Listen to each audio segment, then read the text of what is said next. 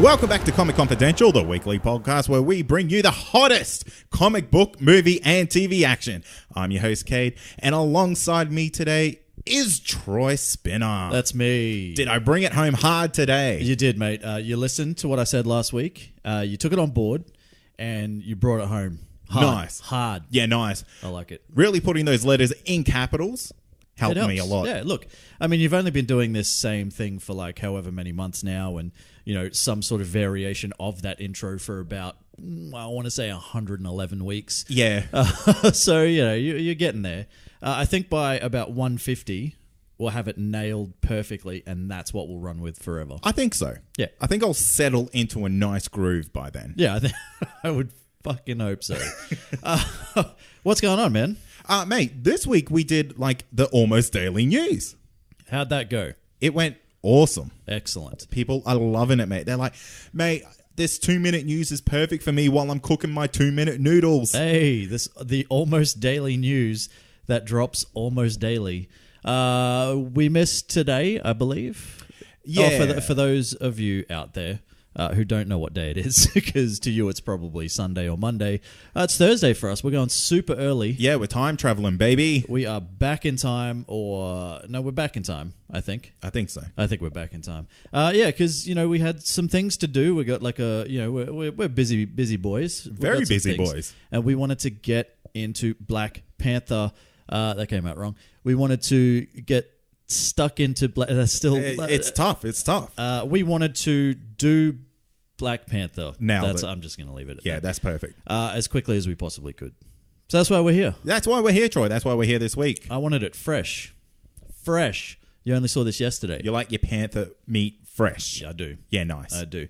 What's on the week's brag board? Mate, this week, I guess this week's winner, it's not really a winner, is it? It's more of like a lucky draw. Well, yeah, you're not winning, because I think at some point we're going to get to everyone. And if you are just joining us at Comic Confidential, I guess the brag board is...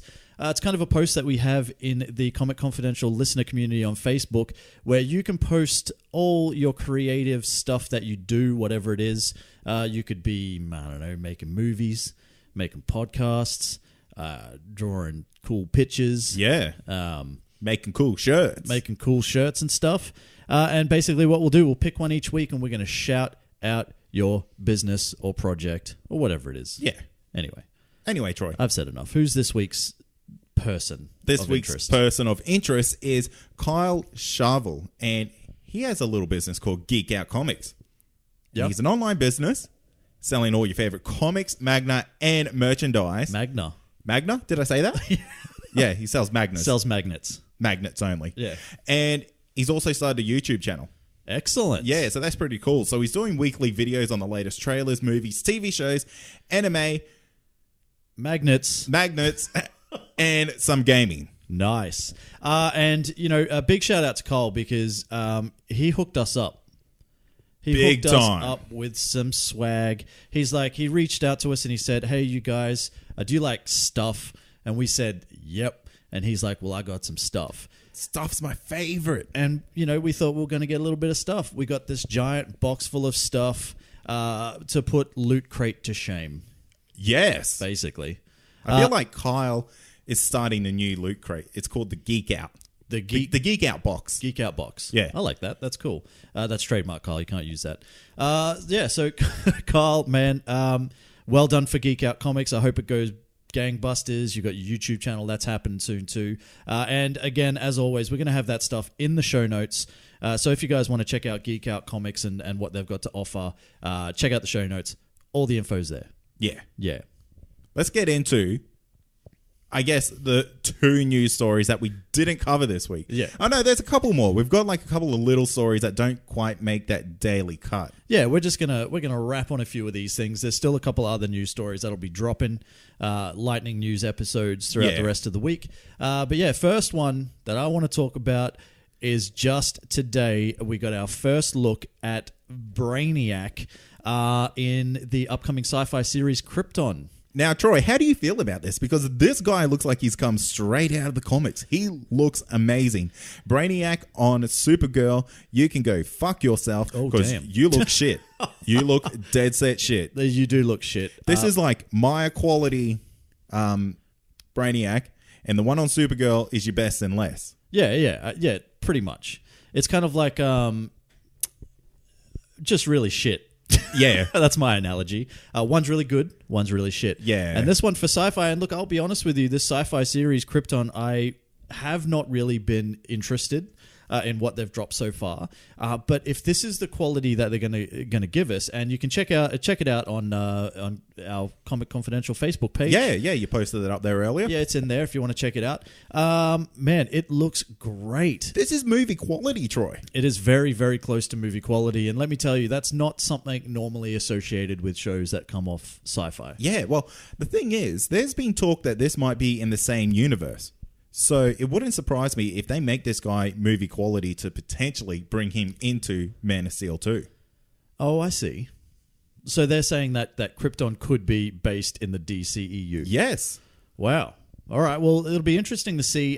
Look, I will check it out.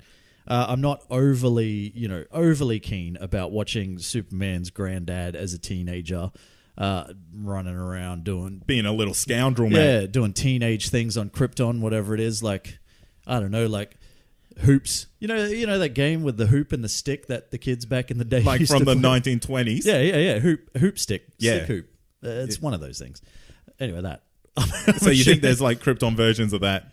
Well, what I'm assuming is because it's his granddad, it's going to be set like around the same time as, like, say, if my granddad was doing things, and I'm pretty sure my granddad was stick hooping around the streets because it was safe to do at that time. And stickball, that's another thing. Yeah, they used to do. stickball, yeah. Stickball. Peach basketball, that's a thing, like a peach basket. I used to throw the ball. I don't know how old people are. I don't get it. Damn. But that's what I'm... If I don't get old-timey Krypton, I'm going to be disappointed. But the thing is, Krypton is still, super advanced for its time. Okay, cool. So maybe we get a laser hoop stick. Yeah. Stick hoop. So I really got to find out what that game is called. Someone let Troy know. Yeah, someone... If we have any 87-year-old listeners, let us know what the official name for stick hoop is. Do you think the guy who was playing that stick hoop game lost the stick and then invented the hula hoop? Yeah, he's just like, he got so angry at losing the stick that he picked up his hoop and he threw it in the air. He's like, I'm done with this thing. And then it just happened to land on him and he was trying to shake it off, right? And as he's trying to shake it off, he's like, get off me, hoop. And he started hula hooping. He's like, actually, this is pretty fucking sweet. Yeah. And that's how hula hooping was invented, you guys. Next day, disco was invented. True story. Are you happy to move on? I am. Oh, wait. There's also some leather getting thrown into this this universe here. Hello. Yeah, so Superman's granddad's dad is rocking some leather jackets. Leather jackets. Yeah, something about DC loves leather, eh? Mate, they do. They've probably got some monopoly on some leather company. That's what it is. Yeah. It's insider trading. They own heaps of cow farms. Yeah. Yeah, heaps of beef stations. And that's where they get their leather from. They're like, look, what are we going to do with all these cows? Let's make leather jackets for all our TV shows. Perfect. Makes sense. Indeed. Hey, Rush Hour 4. Yeah, what's happening here? It's official. Both Chris Tucker and Jackie Chan now have come out and said that this thing is happening. Rush Hour 4, a good, I want to say, 20 years after Rush Hour 3. I don't think it's that long, but it's getting pretty close. Yeah, Rush Hour 4 is happening. It's kind of like this is this thing. It's like, let's get sequels, but let's get them like much, much later than we should get them. This is like a whole Bad Boys 3 sort of scenario. Yeah, that's exactly how I'm kind of picturing this. I think the producers over at Rush Hour saw how good Jumanji's doing. Yeah. Has it cracked the 900 million? I think it may have cracked the 900 million. Do we think it's going to get to $1 billion? Is a maybe. I don't. You don't think so? No, not at all. 950? I would say probably close to around 920, 930. Wow. Yeah. No faith in the Japanese market? Well, I can tell you for a fact that the Japanese market isn't a $100 million market. It just isn't. Some of the biggest movies in the world last year, like Spider-Man Homecoming, cracked $25 million in Japan. So it's kind of, it's not one of those markets like a Chinese market or something like that where you have the ability to bring in hundreds of millions of dollars. And I think, I genuinely think Jumanji is at the end of its run anyway. So it'll open in Japan, it'll stay in Japan for a while, but I think worldwide for the most part, it's pretty well done. So I'm predicting like 9:30. Okay. Yeah. I'm going out there. It's like angels in the outfield. I'm throwing a prayer out there. $1 billion. It's like the most random reference. Angels in the outfield. Yeah. Is that what happens? People throw things to them. Yeah. Okay. I've honestly never seen it. You don't know sport movies, Troy. Is Kevin Costner in that one? Yeah, he is. Is he really? Yeah. Oh, that was a. It's in his corn farm or something. All I knew it was isn't that Field of Dreams? I don't know. It's all the same, isn't it? Yeah, maybe it's all one movie. Who knows? Anyway, Rush Hour 4 is what we're talking about. Are you excited for a Rush Hour 4? I want to see how this happens because I know Jackie Chan still has it. He does. Did you see the Traveler? Is that what it is? I don't think it's called the Traveler. Oh my god, what is it called? I think it's the Traveler. It's not called the Traveler. It's like I don't know. It's like the International or something. That's the International Traveler. I don't think that's what it's called. But anyway, look, that movie that he was in. Yeah. Should I Google it? Yeah, Google it. We got time. Okay. Well, you entertain me while I do this. I'm pretty sure it is called The Traveler. All right. Are you ready? Yeah. It is called The Foreigner. Pretty close. I guess if he's traveling, he's a foreigner. Well, it's kind of more like international, isn't it? Yeah. Well, I guess we're both right there. The international traveler is technically a foreigner. So anyway, Jackie Chan and the Foreigner. A little bit more dramatic than I thought it would be, but there were still some action sequences in that shows that the guy still got it at like 56 or still does all his own stunts. Might even be older than that. Whereas Chris Tucker, I have not seen in anything in the longest time. Check a back alley because I have no doubt he'll be back there.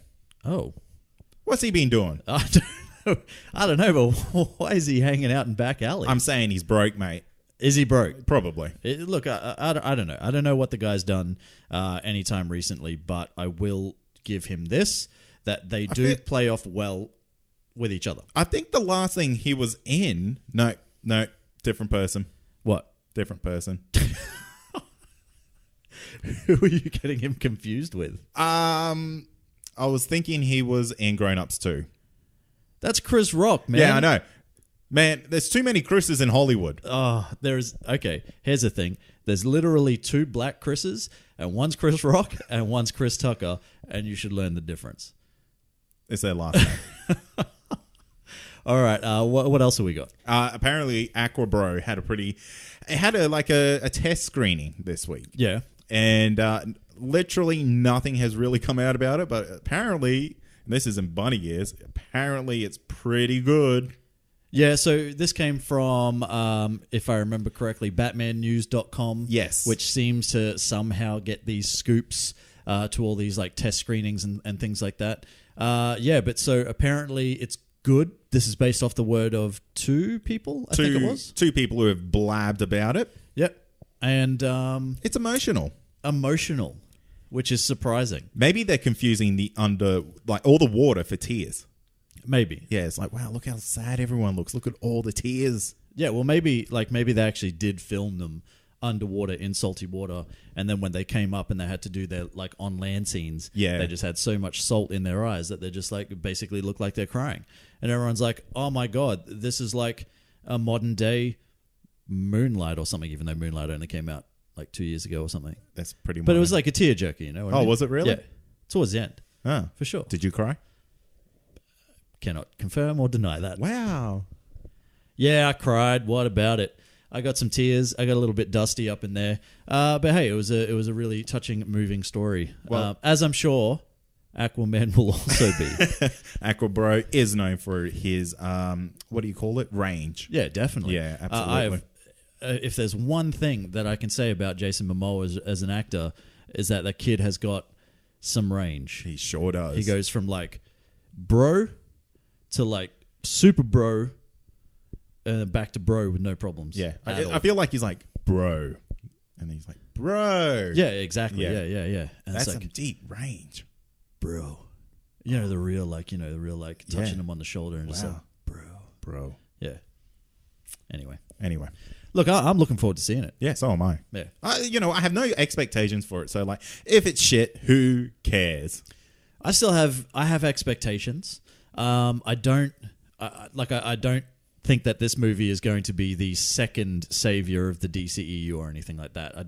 I don't think it's. I have a lot of faith in the director, in James Wan, and it seems from what has happened so far that he has had a fairly good run with everything that he's doing.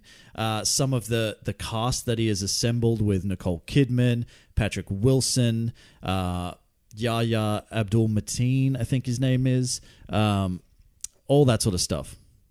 I think it all comes together to sort of say that there is something promising coming, but I don't want to put too much faith in it. Troy, some would say it could be the perfect storm. It could be. Now, Troy, I want to move on to something that is either going to make people extremely happy or extremely upset. Okay. And that's, could Maggie be leaving The Walking Dead? Does it matter? Exactly. It does matter. I mean, she is running Hilltop in the TV show. But Yeah.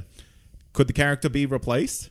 So this has all come about because Lauren Cohen has been in contract negotiations for the longest time. Yeah, she's like, you better do what... No one even knows what the contract negotiations are about. Maybe she wants more screen time. Yeah. Maybe I'm the Rick now. This is I'm it's the not Rick. It's not a Rick-tatorship. Look at me. I'm the Rick now. Yeah, I like that. Maybe. Lauren Cohen is apparently also, she's getting her own pilot for a new series. So that's definitely happening. So at the very least, if she is going to stay within The Walking Dead, you would expect her screen time to diminish depending on how well the series that she's in, which I don't really know what that is yet, how that goes. Because it's not like you can't do two things at once. That does happen quite a fair bit. Well, she is female. They can do as many things as they want at once, Troy. Damn Phil's straight a guy, they can. We just can't do that. You can't. You're It's literally science. just give me this one thing to do. I will do it. I'll half-ass it at least. And then you can give me my next project and remind me that I need to do it in about 6 months' time when I've obviously forgotten. That's how men work. That's how it works. Yeah. That's a little hot tip for all the female listeners out there. That's exactly how we work. Just if you can focus us in on one job at a time, we'll be sweet. Don't give us multiple things to do because we're useless like that. And here's a hot tip. If you want it done quick, say we get a 6-pack at the end. Ah, nice. Yeah, I'd work for a 6-pack. Yeah? I'd work slightly harder for a 6-pack. Anyway, we're not talking about you and me. We're talking about Lauren Cohen and Maggie on The Walking Dead. Do you think it's enough of a... actually, no, I'll ask you this question. As a reader of the comic books, and you are a little bit further ahead than where the story currently is, and I am going to throw a spoiler warning out there for those of you who haven't read the comics and are up to date with the series or whatever, and you don't want to know what could potentially happen. So spoilers from now. Give us about 30 seconds and we'll be done. Is she still around in the comics? From memory, she is, but her story is quite different because she took on Carol's kids. Right. Way, way, way back because Carol committed suicide by zombie. Yeah. Because she couldn't go on without her abusive husband. And she just became mom to Carol's kids, which is so super weird. Yeah, okay. See, I've only ever read up to the introduction of Negan. Yep. And basically the subsequent killing of Glenn and all that sort of stuff. Yeah. I've really only read up to, I think it's about issue 106 or something like that. I don't really know. I haven't gone much further than that. So, I guess for the future of the show, I guess, is it a necessity or is it something that they could easily ride around? Yeah, look, I don't think they need to keep her in the TV show. Yeah. I mean, she's starting to become a little bit more of a powerful woman, powerful character in the TV show. Which is great. Which is great, and it'll be a shame to see that go. But this could really open the door to get more Carol in the show. Right. Which people love Carol. People seem to love Carol. People love Carol. considering that, yeah, like you said, she was a character that in the comics died quite early on. I think she died back Governor days. Yes. Yeah. Yeah, very early. Yeah, so interesting to see what happens anyway. If Lauren Cohen does leave, she will be missed by a lot of people, I'm sure. She is a very strong character that has been through a lot of shit, man. She's been through more shit than any character needs to. She lost her dad. Yeah. She had to live on that farm. Herschel. She had to live on that goddamn farm.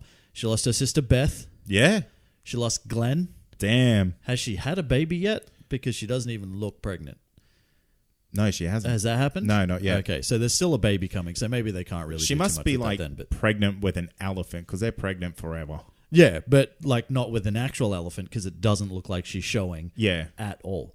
And I don't know what the time span is, and I think with The Walking Dead, it is very hard to kind of gauge how long things have been. But hey, man, just have a baby.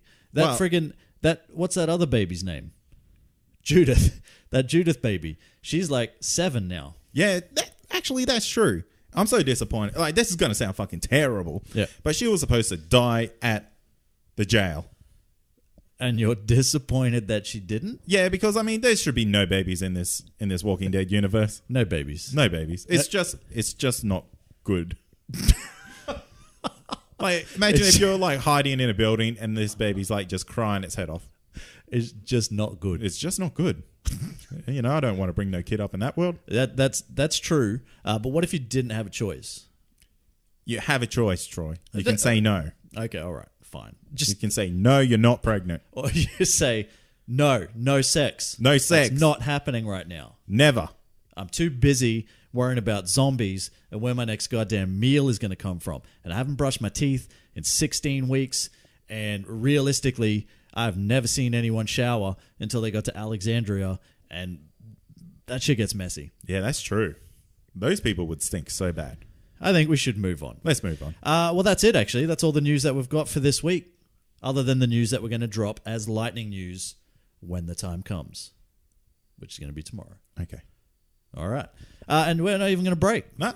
We're just moving straight into the main segment, and that is, of course, our review of Black Panther. The latest entry into the MCU, Black Panther clawed its way into cinemas last week, and so far has managed to achieve both critical and audience acclaim, while also managing to break numerous box office records. We left the couch and journeyed to the mysterious African nation of Wakanda to find out if this, the 18th installment into the Marvel Cinematic Universe, is in fact its best one yet. 18, baby. That's insane.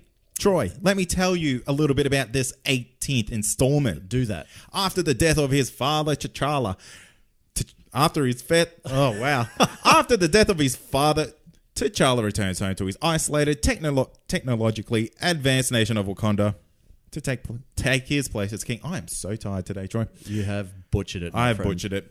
When an old enemy reappears on the radar, T'Challa's mettle as both king and Black Panther is tested when he is drawn into a conflict that puts the entire fate of Wakanda and the world at risk. We got there. Holy got crap. there. That was. That was a mess. You know, this is like the Olympics, and I'm in the hurdles. Yeah. And I've tripped on the first one. I'm like, you've got another 9 to go, mate. You can make it. And I keep tripping. You trip on the second one, and you're like, no. Dad told me never give up. Never give up. And you jump up again, and you're like, you hit the third one, and you're like, oh fuck, should I stop? And then I'm like, my knees are bleeding. Yeah. I'm looking like shit. I've busted my nose on the track. But you know what? The crowd's getting behind me. They're cheering me on. Everyone else had finished the race 20 minutes ago. 100%. And I keep knocking them down until I get that last one, and I clear it. Someone pulls out like an old school like boombox and starts like jamming the Rocky soundtrack. Yeah. And you're just like, yeah, I the Tiger baby. No. I want it to be Don't You Forget About Me. Just like Breakfast Club, baby. All right. That'll get me across the line.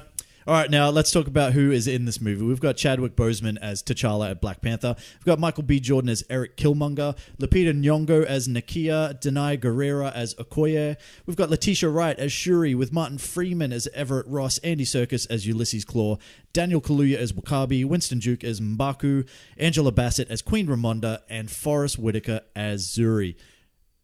And of course... Wow, you absolutely nailed that. And you know what? They nailed the casting for a young Forrest Whitaker in this movie. Do you want to know why? Here's a bit of trivia for you. Okay. That was actually Forrest Whitaker's son. Was it really? Yeah, it was. So that's how they nailed it. And the young T'Chaka was actually the actor who plays old T'Chaka, who's unfortunately I don't have his name in front of me. That was his son as well. Ah, there you go. Yeah, so that's why they managed to absolutely nail it, because they dead set. They pulled straight out of Compton with Ice Cube's kid playing Ice Cube. Yeah, no, that's really cool, man. I like that. As I was saying, directed by Ryan Coogler from Creed and Fruitvale Station fame, both also starring Michael B. Jordan. This kid loves himself a Michael B. Jordan. He does. As do I. Let's talk a bit about the critical reception. How's it going? Yeah, so on IMDb, it's got a 7.9 out of 10. Rotten Tomatoes have rated this at 97%. That's certified fresh, baby, with the audience falling to 77%. Now, I just want to touch on that for a second. That 97% certified fresh does actually put it as not only the highest rated MCU movie, but the highest rated comic book movie of all time. Does it really? At this point. And now whether it drops or not, I can't imagine it dropping too much from there. But yeah, right now at 97%, there you go. It is the highest rated comic book movie of all time. Metacritic gives it 88, and CinemaScore gives it a healthy A+. Healthy enough that you can't get any healthier than an A+. But that's good, man. Like, that shows that, pretty much the critics are loving it and the audience, they're getting into it. 7.9 out of 10 is, it's IMDb. You take it with a grain of salt, but it's up there. I think Avengers is 8. I think Guardians of the Galaxy might be 8, up around there. So yeah, it's right. up around the upper echelon of what people are liking about it. That's good. Yeah. Financials. Yeah, now this is interesting, Troy. Now, the opening weekend of about $201 million, and I'm talking about the 3-day opening weekend, not the 4-day President's Day opening weekend, but the 3-day opening weekend, $201 million, 5th highest of all time, with only The Avengers as the only comic book movie ahead of it. And it's the highest all time for February releases. And I'll give you a little bit of a hint as to one of the news stories that's dropping later in the week. We're going to delve a little bit more into detail about all the shit that it has broken, all the records that it's broken at the box office. Yeah, nice. It's broken plenty. Yep. Domestic total, $235 million. Foreign of $169 million. Worldwide already $404 million over 4 days on an unspecified budget. But you'd assume it's up around that, $200 million. $200. I reckon 230. 230? Yeah, 230. Yeah. Now let's talk about it. Yeah. Now we're gonna do a bit of a, as we always do, a little bit of a non-spoiler review first. It's only gonna go for about 5-10 minutes, something like that. We like to spoil shit, but we'll give you some views first. Yeah. And then we'll get into the rest of it. Now, all right, I'll kick it off with you, man. What'd you think? Look, this movie was fantastic. It was a lot of fun. One thing I did notice, though, is that the Black Panther in this seemed to be quite different from the Black Panther we got in Civil War. How so? In the sense that this Black Panther almost seems less mature. Yeah.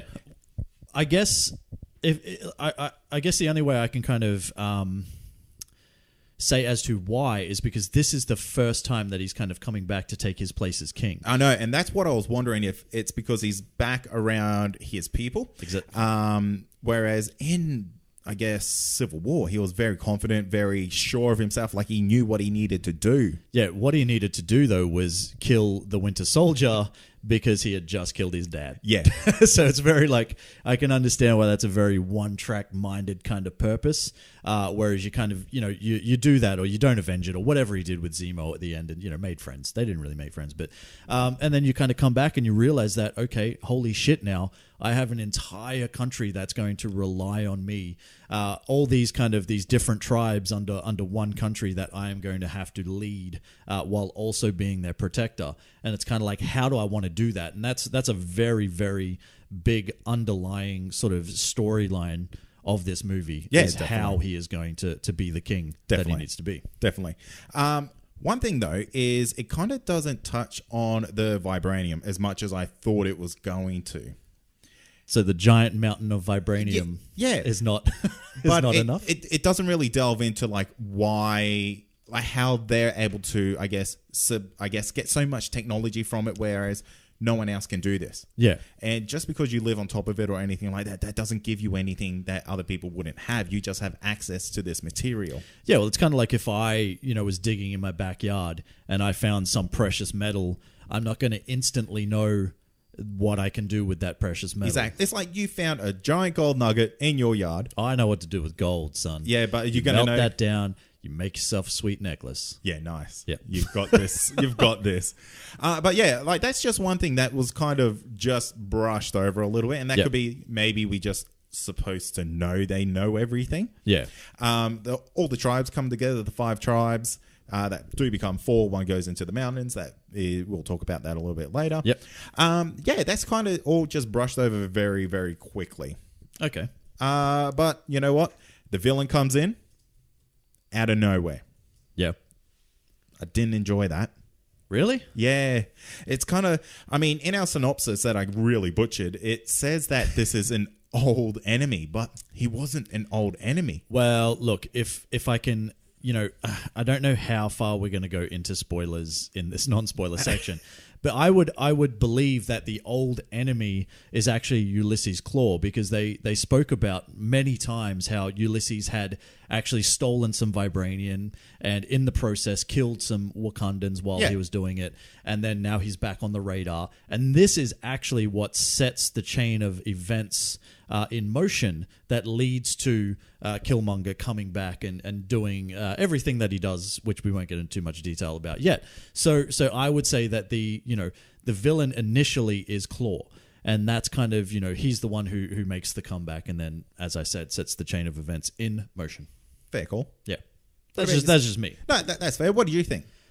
Look, I'm going to be completely honest with you. I loved it. Yeah, really? Yeah, I'm not going to lie. And look, I know, there's probably a lot of people sitting back listening to the episode kind of going, oh my God, it's Troy. This dude loves everything. Can he just hate something for once? Well, it's not going to be this.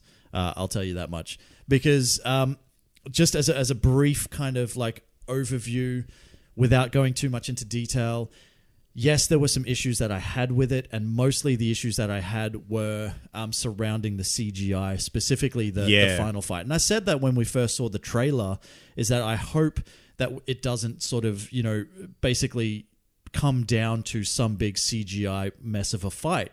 And unfortunately, for a short part, it did. And this movie, everything that preceded it and everything that came after it was like borderline brilliant, and it kind of let it down by like this movie deserved more as far as a final kind of battle. Yeah, I was very uninspired by the final battle that happened in this movie. Yeah, but we'll talk about it more in spoilers. But look, I will go on the record as to saying that this movie, when you're talking about the quality of it, when you're talking about some of the writing, when you're talking about the character development of a lot of the characters, not necessarily all of them, but a lot of the characters, they all got their own time to shine. That coupled with a few other things that we'll discuss in spoilers later kind of really elevated the game for me. The cultural impact that this thing has, and we don't like to get political on the show or anything like that, but face facts, this is going to have a massive impact on a lot of people, and that is a good thing. Well, it's already had a massive impact on audiences. Yeah. It had I think it was a 25% increase in the African American viewership. Yeah. And that takes it to close to 37% of the total audience. Which is it's great. And it's one of those things where, we're getting something that we have never seen on screen before, and for it to be the first of its kind effectively, and for them to do it as well as they've done it, you can see that they knew that they had something special on their hands, and they treated it accordingly because they knew the impact it was going to have on people. And it had an impact on me too. Oh, that's good, man. Yeah. That's really good. Yeah. So we won't go too much more into it. I don't think so, because it's really hard to talk about this movie without going into spoilers, because a lot of what you see on face value for this is exactly that. You kind of need to dive in deep to really get into it. So let's dive in deep. Let's go. All right. Spoilers from here on in, you guys. So if you haven't seen Black Panther yet, go out and see it, and then come back and listen to this part, because we're going to spoil the shit out of it. All right, talk to me. Cool. Overall thoughts as the whole movie, it was great. It was fantastic. it's that curse that we spoke about just last week, Troy, when we were talking about Justice League, of third acts in comic book movies. Yeah. Kind of letting them down.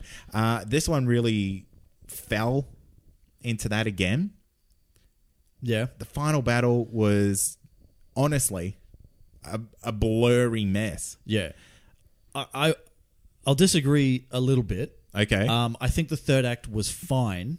I think it was good. There are some parts that, and when we're talking, we'll go back and we'll talk about the characters a little bit and all that sort of stuff. But when you're talking about the final scene between T'Challa and Killmonger, especially, brilliant. But the fight scene that came just before it, and that's the only one. It's just the fight scene in the third act that is heavily CGI'd, and it's Black Panther versus Gold Panther or Leopard Guy, whatever you want to call him. It's T'Challa versus Killmonger, but in their suits, and they're kind of in the vibranium mine, and there's the invisible train going past, and all this sort of stuff. You're right, like it's not what the movie deserved. No, not at all. I mean, they have this beautiful countryside that looks amazing, and we got the I guess the Royal Guards going up against the other Royal Guards. Is it? No. Is it like the workers? It's kind of like it's another. You've got to remember that there's kind of like multiple tribes. Yeah. So it's one of the major tribes. Yeah. That has kind of they kind of decided that they were going to side with Killmonger, obviously, and then it all came down, and it was kind of like the Dora Milaje versus them, and then the Jabari tribe, which you touched on very briefly, came in, and they were in there too, and then there was some rhinos and stuff and all that. That was cool. Like a lot of that stuff that was happening. I mean, when you've got the entire, basically you've got the entire Dora Milaje versing Killmonger, like that's pretty friggin' sweet. That is pretty sweet. Why didn't we get the two sides of the armies fighting each other with our leaders fighting each other in the middle? Well, that's where that fight needed to happen. It didn't need to happen down in the dark mines where everything's just going crazy, and it was unenjoyable, that main fight between our two, the hero and the villain. Yeah, so I will say that the fight that they had on top of the waterfall, same as T'Challa had with M'Baku earlier on. That was brilliant. Amazing. Now, I know that you have to get the Black Panther in his suit, and I know you have to have that fight scene happening somehow, but you're right. I think if they had have just brought it out into the open and just had it, in Wakanda with the, the scenery in the background or whatever it is, that do something differently, that is literally, for me, one of the only things that dropped this movie a little bit. Yeah. Because I genuinely think it was elevated amongst most other things. What do you think is T'Challa as a hero? Look, I liked him, but I think... can I just point out something that I don't know if people know, but Chadwick Boseman is a 41-year-old man. Yeah, he looks like a 40... I can tell he looks old, man. He does not. That dude is jacked as shit. He is looking good for 41, man. There is no way I would have put that dude at 41. I would have put him in his late 30s. I would have put him as early to mid 30s. He had more similar to like Michael B. Jordan. You know what he had? He had old man forearms where you can tell they're like unusually veiny. Oh, maybe he just had veiny forearms. No, that was old man forearms. I could tell.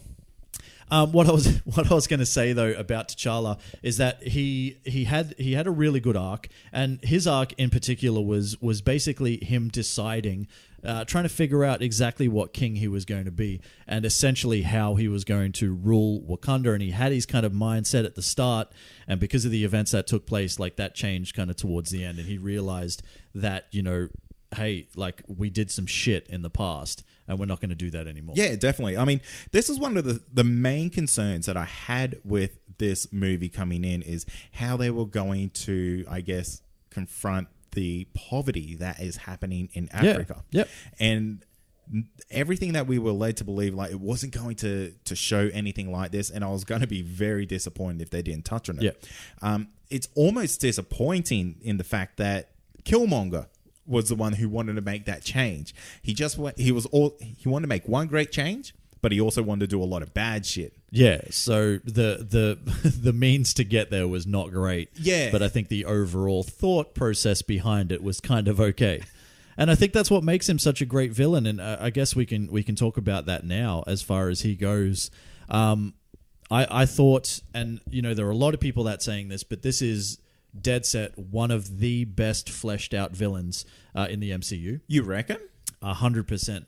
And the reason I say that is because this guy, you have to understand, this guy came in like early in the movie, kind of disappeared for a bit, came back for a bit, and it wasn't really until late in the second act that he kind of came back and we saw him, for what he was. So he had less than half a movie, I would say, to do what he did. And in that time, they managed to make him not only relatable and somebody that you can kind of sympathize with, even though you understand that, his motives are not right, you can kind of get why he would want to do that and why he's been put in this position. And you've got to look at the things like, this is a guy that basically had one thing in mind, and that was to come to Wakanda and overthrow the king, which is something that no one has ever been able to do, and he does it. And, you get this this great kind of juxtaposition between, I guess, T'Challa when he visits the ancestral plane, and then when Killmonger visits the ancestral plane. Yes. Yeah. And that scene, and then understanding why he is the way he is, just, again, elevates him to another level. You haven't seen that in many other villains in the MCU, and if you can tell me one, go for it. No, I would agree. Best MCU villain, maybe not, but he's a fantastic villain. His motives is what got me, though. Right. The thing is, his motives were 100% relatable. Yeah. In the sense that it's like a double-edged sword with this guy. He wants to help, but he wants to destroy. Yeah. It's kind of like he's helping his people. Yeah, he is. And he kind of doesn't care who, gets caught in the middle of it. And the thing is, that mindset isn't any different to anyone else in this movie. Well, in a sense, it's probably a little bit more violent and a little bit more sort of kind of like, I guess this is a guy that has known death since a young age. Yeah. He's been a killer since a young age and literally earning the name Killmonger. Every scar on his body was a kill. He said he went from continent to continent to continent, even killing brothers and sisters in Africa to basically get where he needed to be to fulfill what he wanted to fulfill, which is basically kind of releasing the weaponry and the technology behind the vibranium in Wakanda out into sleeper cells throughout the world to kind of start a revolution and free his people who have been oppressed for centuries. Yeah. Yeah. It completely. Tell me another character that has that depth. I don't know. No, there is none. What did you think of his physique? He was the most fucking jacked character I've ever seen in a movie. Man, I want that workout. Oh man, I see like a Michael B. Jordan in Creed, and that dude was jacked. This guy is double jacked. Man, this guy got double jacked. The B in Michael B. Jordan stands for built. It's just like this guy is like, it's impressive, and that works for the character. Like, definitely. And I love the fact that like we knew that this kid was he's an American kid and he was raised in America and all that sort of stuff. I love how he talks. Basically, when he's in front of royalty and stuff like that, he doesn't care. Just straight up, it's just 100% street cred all the way through. Yeah, 100%. And again, it was kind of like a really sort of great parallel to what we were seeing from everybody else. Everybody kind of respectful and all this sort of stuff. And he walks in and he's like, "Hey, I want what's mine. I'm taking it." Yeah, basically, and effectively does. Now, one thing that I kind of like had trouble with, and it's all for movie convenience. I do understand this, but it's still a little bit of a plot hole. Yeah, is that they kind of just take this guy on his word that he is who he is. Well, no, because like he has the thing in his lip. Yeah, but there's nothing to say that he could not have learned how to get that. Well, maybe. But then when he actually does come in and they're like, you know, who are you? Kind of, he says who he is. He knows exactly like who his father was. He knows all about Wakanda already because his father taught him But it's all still, about it and all that these sort are of still stuff. all things that like anyone could know if they needed to find out to be in his position. In a country as secret as Wakanda, Hey, you literally never know. that the entire world thinks is just another third world country that deals in textiles and stuff like that. You think that somehow he could have the ability to just Google it, just fucking Google Wakanda and find out well, I mean, I know we can because it's a fictional country, but you know what I mean? Like, it doesn't happen like that. Yeah, but they don't know any of this. Okay, did you want a scene where they basically interrogate him to find out kind of who he is for sure, for realsies? You know what? At least get some Wakandan technology to come over and scan him and go, yeah, you know what? His DNA shows that he's legit. Well, he's got that light up, thing under his lip. Anyone could get that, mate. Oh, mate, I don't think so. Now, Killmonger is next level when it comes to his fight game. Yeah, 100%.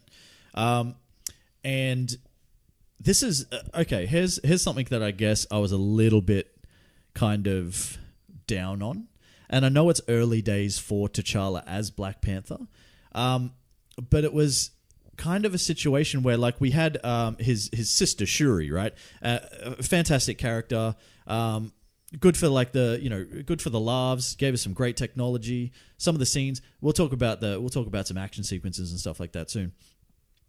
But they kind of made her the creator of all the tech. Yeah. Now, we know that T'Challa, like he says, like, that's my original prototype and stuff like that. So we know he does get in there and he does do it. But as far as we're concerned, Shuri is the genius, the mastermind behind it. And they're saying for that character, you know, smartest in the MCU and all that sort of stuff. And that is in line with the comic books and all that. That's fine. But then when you take that and then you take the fact that he did get defeated by Killmonger, and he did kind of struggle against M'Baku and stuff like that. And I know, you know, that's the leader of the other tribe, and it's not just any old person that he's kind of like almost losing a fight against. But did they underpower Black Panther a little bit? I think they did 100%. And if you think of Black Panther in this movie and Black Panther in Civil War, they are like two totally different characters. In Civil War, he's fighting Captain America. He's fighting Bucky Barnes. Yeah. He's fighting like top level people in the MCU. With that, though, he is fighting them as the Black Panther. And they do, with the challenges and stuff like that, they do remove the powers of the Black Panther. And he does have to fight as a human. I guess my point was more, is he too reliant on, you know, the herb that gives him the powers and the suit and the technology, and underneath, like, yeah, he's a really good fighter, but, you know, he's not as good as we're led to believe the character is, if that makes sense. I feel like if we threw Black Widow into that pool, we'll have a new queen. Maybe. Who knows? Let's talk about some of the other characters. I do want to give a shout out to Denai Guerrera as Okoye, the leader of the Dora Milaje. She was fantastic. Absolutely killed it. I loved how uncomfortable she looked and felt when she went to South Korea. Yeah, with the casino and wearing the wig and all that sort of stuff. Yeah, that was great.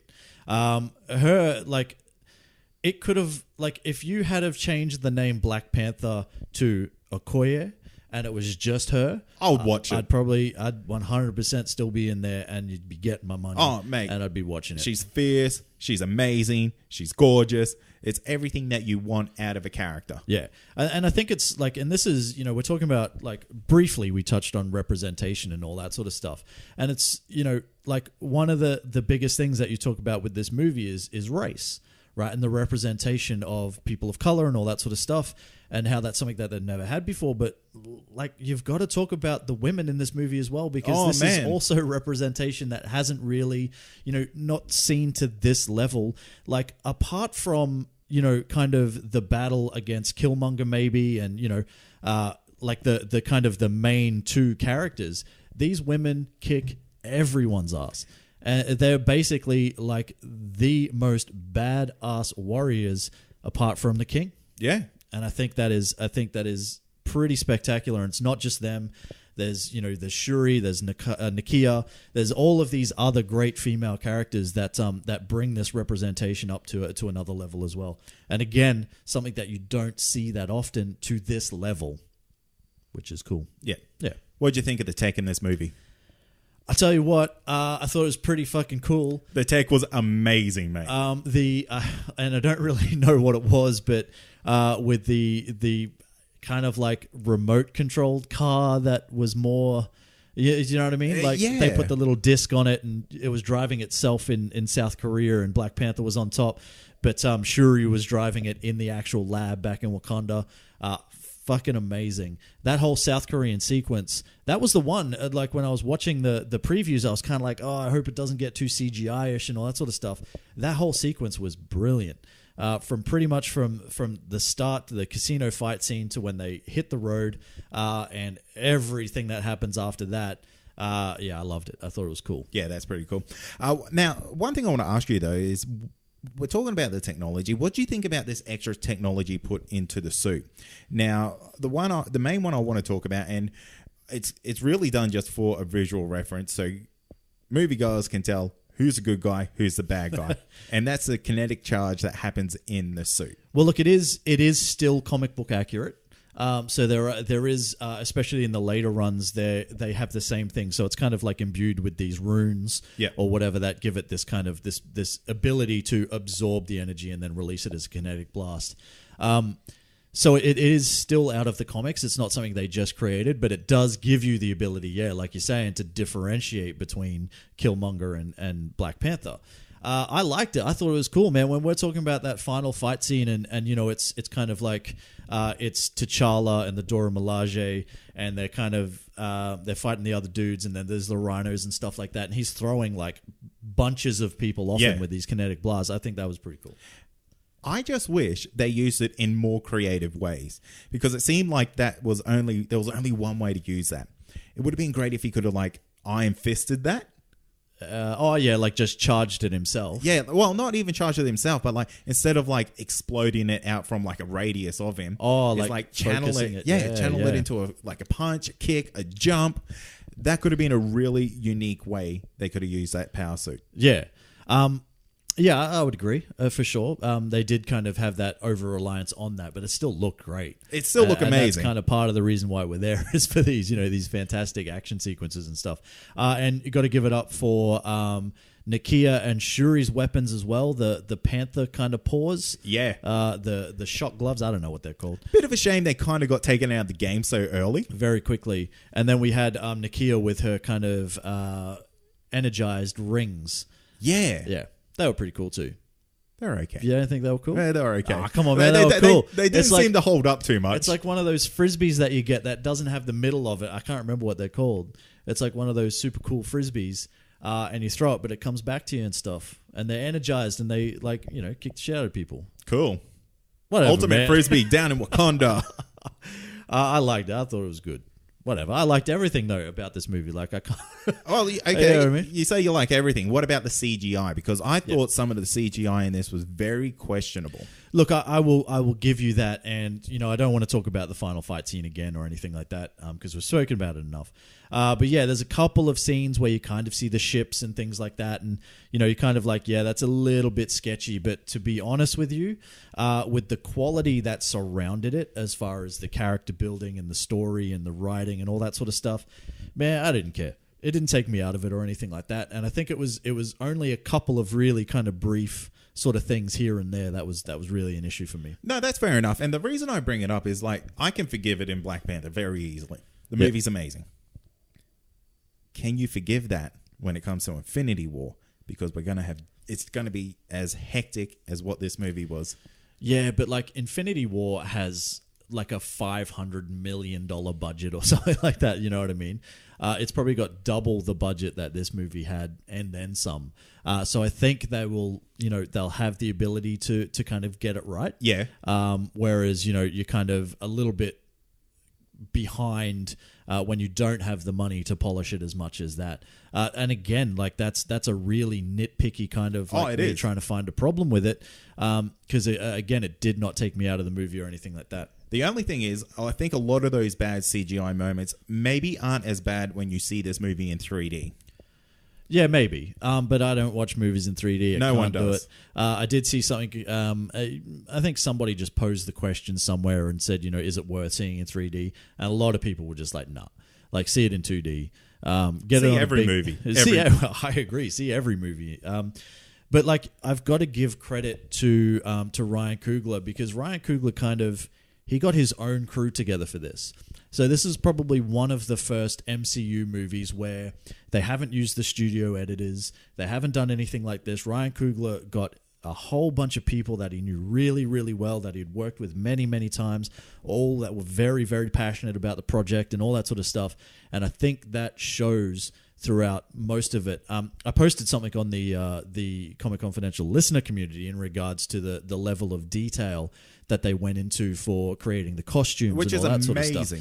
And I tell you what, like, as much as these movies, like comic book movies, man, they'll always be up for technical categories and stuff like that, as far as, when the Oscars and things like that roll around.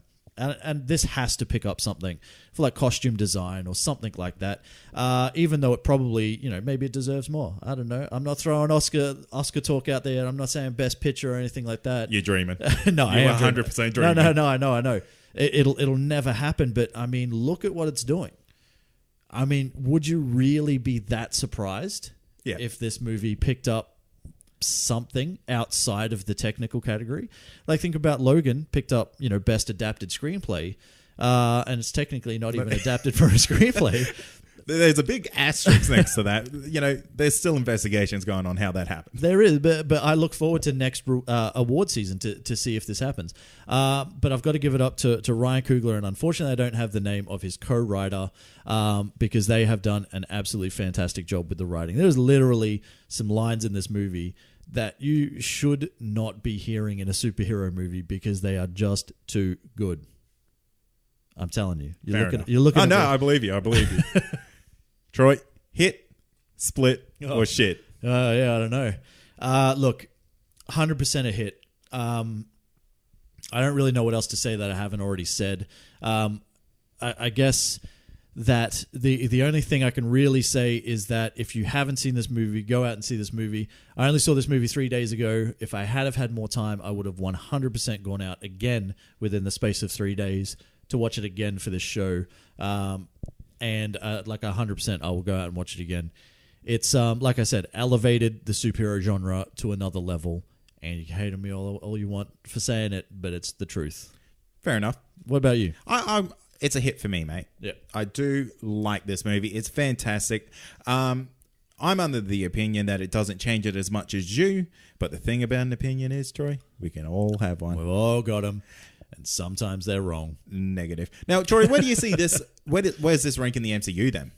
Because you hold this movie quite high. Look, it's up there. Yeah. I can't yet. Like it's. I've got to get past the recency factor, right? Yeah. So I don't want to go making some like crazy claims that this is the best movie out of the MCU and stuff like that. It surpasses Guardians of the Galaxy, or for me, which was the consensus number one. Prior to that, original Iron Man, the Avengers, all that. But I would have to say that it is 100% top 5. Yeah. Could be top 3. And who knows, with time and with repeat viewings, it could be up there. It's up for grabs. Number 1 spot's up for grabs. What about you? Yeah, look, it's definitely in my top 5. And that's just because this villain was great. And he kind of hit on a mark that I really wanted to be touched on in this movie. And, that's a big thumbs up for me. Yeah, that's good. We didn't talk about Claw. We didn't talk about Ulysses Claw. I was a little bit disappointed that they kind of killed him off. That's why I didn't really talk about it. Yeah. Because it's kind of like he was in this movie for about 10 minutes. Oh, he was in the entire like South Korean kind of thing and stuff like that. Yeah, but he wasn't really much of a player. But I loved him. like Andy Serkis' performance in that movie, as far as, kind of how he brought to life Claw. And like we've seen him before. We saw him in Avengers Age of Ultron and stuff like that. But yeah, I thought he was great. Like how he jumps in and they're like, they're basically in the car and they're running off and it's like, hey, put some music on and stuff like that. Yeah. All that. I liked it. I know. And that would be one of the more disappointing parts of this movie is that he was just kind of boop, done. Yeah, but as a secondary villain, I think he was still really good. And there's a lot of villains in the MCU that he elevates himself past. Yeah, because he was a lot better. And you're talking about a fantastic first villain, a great secondary villain, and unfortunately they killed them both off. So we're not going to see them again. It's the bloody MCU curse there again, Troy. It is. I don't. Now, Ryan Coogler has, in fact, he's come out and said there were never any second guesses. Killmonger was always going to die. That was always going to happen. That's how we had it planned from the start. But at some point, you got to kind of think, oh, maybe we should have kept him around because he's popular as shit. Yeah, man. We could have done something in that Black Panther 2. Man, they're getting into that writer's room for Avengers Infinity War and like, get that fucking time jam. Get that shit going. How do we do this? How do we make it happen and not be ridiculous? Yeah. So that's about it for me, man. Yeah, nice. I mean, now, Troy, I'm looking at the notes here. Yeah. And I see you've got like a little juicy Easter egg. I do. Do I? It's comic of the week. Is that an Easter egg? Yeah, well, I guess for our I was Yeah. going to say TV show, Yeah. for our radio show, that is an Easter egg, Troy. That is an Easter egg. Look, Comic of the Week is back. It's back. Of course, I'm going to talk about Black Panther. Now, what I'm going to do is I'm going to very quickly give you 5 goddamn stories or story arcs that you should go and read. If you want to get to know Black Panther a little bit more, these are some of the best stories out there. I just want to ask, is the Marvel animated comic book movie in this? No. So if you haven't seen that, don't. Because it was one of our first forays into Black Panther. And it was one of these, it was Marvel Nights. Yeah. And it was a movie that was done as still shots with like voiceovers over the top. It was kind of like a moving comic book. Yeah. And it just did not work at all. It was weird. You hated it. You hated it every second. Oh, mate, I was not a fan. So for them to turn this around, that's great. But so, as I said, there's going to be 5. Now, I am going to breeze through them because, we are running light of time and all that sort of stuff. I'll touch on number 1 a bit more, but everything will be in the show notes. So if you didn't quite catch it, I will put it in the show notes so you guys can go and look it up. They're available everywhere. You can get them on ComiXology. You can get them all over the place. And as an actual fact, and there's not a plug for ComiXology because we're not affiliated, they are having a Black Panther sale right now, and everything is cheap as shit. Get on there. You can get complete volumes for like $2.99 US and stuff like that. Holy shit. Yeah, so it is great sale. Now, number 5, Who is the Black Panther by Reginald Hudlin and John Romita Jr. Number 4 is Killmonger's Rage by Christopher Priest and Sal Velluto. Number 3 is See Wakanda and Die by Jason Aaron and Hefty Paulo, I want to say. And I'm sorry if you're out there, Hefty, and it's Jeff Day or it's just Jeff or something and the T is silent. I don't know, man. And then Sturm und Drang by Christopher Priest and Sal Velluto. And for the number 1, it is A Nation Under Our Feet. It's by Ta-Nehisi Coates and Brian Stelfreeze. And the reason why I put it as number 1 is because it is a great starting off point. It's fairly recent. I think there's only about 24 issues.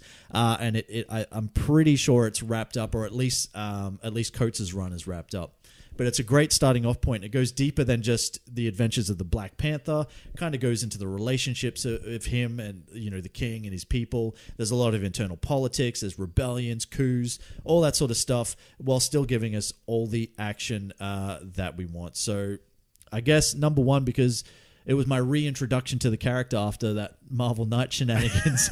And, it was great, and I loved absolutely all of it. So, Nation Under Our Feet, basically, Black Panther number 1, I think is volume 6. It could be volume 7. Again, it'll all be in the show notes, but that's Comic of the Week, you guys. Yeah, nice. Yeah. I like comics like that where you can kind of get that whole series in one go. Yeah, man. Like, A Nation Under Our Feet is like 4 different volumes.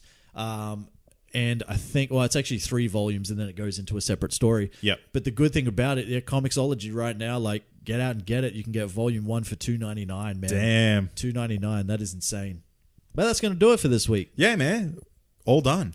One take. One take. One take. Nailed it all the way through. Zero mistakes, zero muck-ups. Never an issue anywhere. Doing it in the middle of the week has been the best idea. Absolutely. Now, I guess you could say that we are doing it all in one take because maybe we're prepping for a live show. I don't know. Hey, maybe that's a thing that's happening or not. Who knows?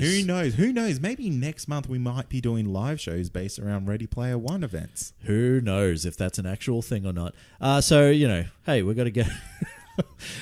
You should probably work on your synopsis reading. You know what? I've got things to work on. I'm just going to make them up. Not perfect. I'm just going to make them up. Just make it up. There was a kid named T'Challa, and he became king of Wakanda. And then Michael B. Jordan from Friday Night Lights came in. The Human Torch came in, and he was being a dickhead, but like he hit the gym, and he's looking jacked as fuck. Yeah. And then a whole bunch of stuff happened, and then they had a big fight, and then it was all over. There's rhinos with fucking armor plates on. Yeah. Ridiculous. No way. That was so cool. Are you serious? That was so cool. I feel like those rhinos' legs were like a little bit too short. Rhinos' legs are short. Yeah, but they look real. Either those heads were really big or those legs were really short. Man, they were like disproportionate. Disrespect rhinos like that. They're just out there trying to That's do their rhinoist, bit. Troy. You can't be like that. Okay. What do we got? We're out. We're out of here. We're doing like the social media bit and all that sort of stuff now. Where can people find us, Troy? They can find us on Facebook at Comic Confidential. You can also join the Comic Confidential listener community, which is exactly that. You just search that in Facebook. You can join us and a whole bunch of other people. They're pretty cool. Better people than us, for sure. And that is also where you'll find the brag board. So if you are out there and you do have something that you do that's creative, maybe you do interpretive dance. Oh, maybe you got an interpretive dance troupe. But the twist is you can only hear it on audio. Oh, damn. Yeah. Yeah, well, we're not going to... Interesting. Yeah, I like that. Someone do that. But I want interpretive dance, audio only, to the Hungry Caterpillar. Oh. Yeah. Yeah, right. I like that. Something like that. Now, Troy, just touching on that brag board a little bit, it's the pinned post. There's one post now. One post. Do that. If you're already on it and you've already put your stuff, we are going to get through everybody at some point. I'm looking for a nod. He's giving me a nod. It's a no. It's a no from me, man. Yeah, so that's definitely happening. So we're going to do that. And we also have an Instagram and a Twitter. That's also a thing. That's at Comic Con Pod for both of those. Have a website too, Troy. Yes, we do. That's comicconpod.com. Past episodes, future episodes, and everything in between. We got a Patreon. Yeah, we do. Patreon.com/Comic Con Pod, where you can support the show for as little as $1 a month. And you get a whole bunch of stuff. That's where you get the future episodes. Yep. This episode's coming out, like we recorded this on a Thursday, so these guys will probably have it by Friday. Easy. So cool. Yeah. There's things you can get. You can join secret group, Patreon group chats and stuff. Yep. We live stream this episode every Friday when we record it Fridays. Yeah. So you can watch us for live. The Patreon group. But that is it. That's all the plugs I've got. I'm all out of plugs. What about a Redbubble? Yeah, that's a thing. Redbubble. It's Redbubble, and you search Comic Confidential, and there's a whole bunch of stuff in there, and I'm actually wearing one of the Redbubble shirts, and I can... look, I will tell you this. The quality is actually really good. So if you're ever concerned and you didn't know what the quality was like on Redbubble, and you're like, I don't want to pay money for a shirt that's going to be shit, it's actually not. You wear that shirt every time you record now. Yeah, exactly. This is my recording shirt. I also have a recording hoodie. And I have a recording other shirt, and I have a recording cup that I never bring because it's a cup. What am I going to do with that? I'm not bringing a cup with me every time I come in. That's weird. Yeah, that'd be weird. Let's wrap it up. That's it. We're done. Thanks for listening. As always, I am Troy. I'm Cade. And this has been Comic Confidential. Cheers. Peace. Oh, my God. You've been holding that in the whole time. Your eyes have been watering this whole time. Sorry for the people that are still listening to this after credit stuff, but I have been holding that in for the longest time. Oh, you know what we didn't talk about? What? Post-credit scenes. Because they were fucking average. They were average. Hey, we'll talk about post-credit scenes in our post-credit Oh, scene. my God. Post-creditception.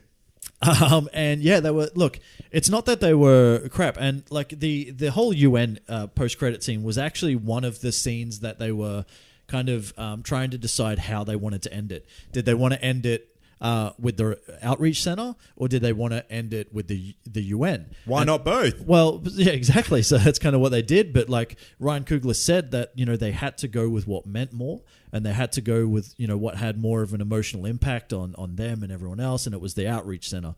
And it was going back to kind of, where it all began, where Killmonger was basically born. And, realizing that is the place.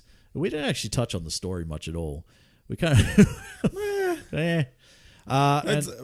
one guy's king. This other guy's like, his dad got killed, and he's like, you know what? But his dad was a prince. Yeah, he was. A prince on a secret mission. Hey, secret mission. How about those motherfuckers? They were going to go rob some place. Were they, though?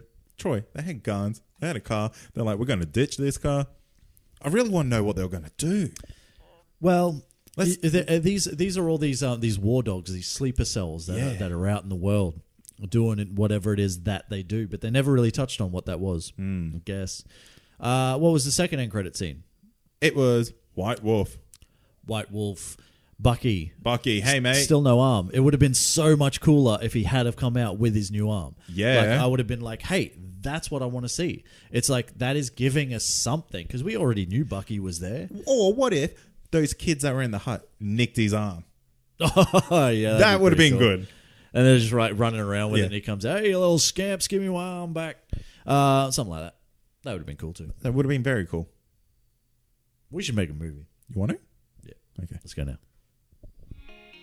If you love this podcast, then head over to ComicConPod.com to check out the other incredible shows on our network. You can also support us on Patreon from as little as $1 a month. You'll get early access to all our shows, plus secret supporter content that's not available to the public. Head over to patreon.com/ComicConPod to find out more.